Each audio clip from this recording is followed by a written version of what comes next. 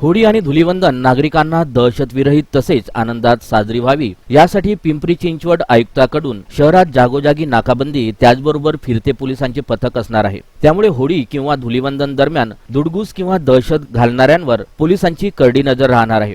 पोलिसांचा फिरता पहारा असल्यामुळे नागरिकांना होळी किंवा धुलीवंदन हे उत्साहात साजरी करता येणार आहे। होळी आणि धुलीवंदन हे सण शांततेत पार पाडण्यासाठी पोलीस आयुक्तालय पिंपरी चिंचवडमध्ये बंदोबस्त नेमण्यात आलेला आहे। प्रत्येक झोन स्तरावर बंदोबस्ताचं नियोजन करण्यात आलेलं आहे। यामध्ये पोलीस स्टेशन हद्दीमधील संवेदनशील ठिकाणी फिक्स पॉईंट डिप्लॉय करण्यात येणार आहेत।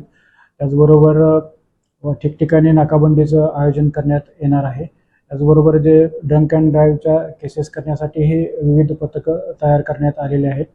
एकूणच दोन्ही सण जे आहेत ते उत्साहात आणि शांततेत पार पाडावे यासाठी पोलिसांनी योग्य बंदोबस्ताचं नियोजन केलेलं आहे।